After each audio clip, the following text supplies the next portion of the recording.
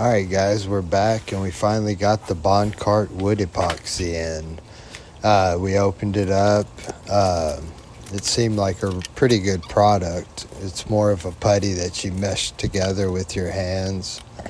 As you can see right here, I'm taking 2 scoops out of part A and part B with a putty knife. And then I go ahead and roll it out and mend it together in my hands. And from there you take the metal tool and pack the epoxy into the cracks where you've got splits in the wood. You can see mine's right down the middle of the drum. So I'm trying to press that epoxy in and work it as deep as I can into the cracks.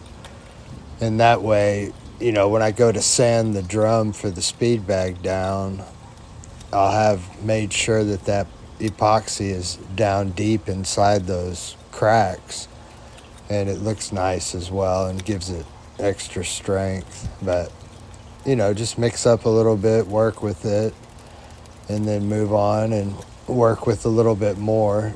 In my case, I had to do both sides. The other side had a crack in it as well, so you'll see here in a bit I have to flip it over and they weren't as bad, but I have to do the cracks on the other side.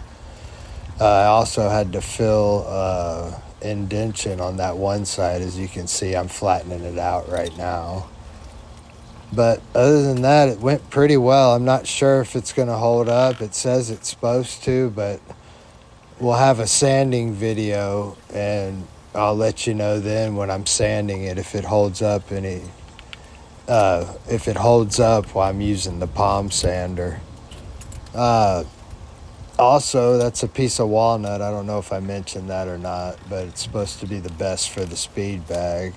I'm going to try to back it up with some 3/4 inch plywood, double layered, or I have an old piece of butcher block that's about 2.5 inches thick, so I'm thinking about I might cut a circle out of that and use it for the back and epoxy or glue the 2 pieces together and clamp them, and then I'll do a final sanding before I clear.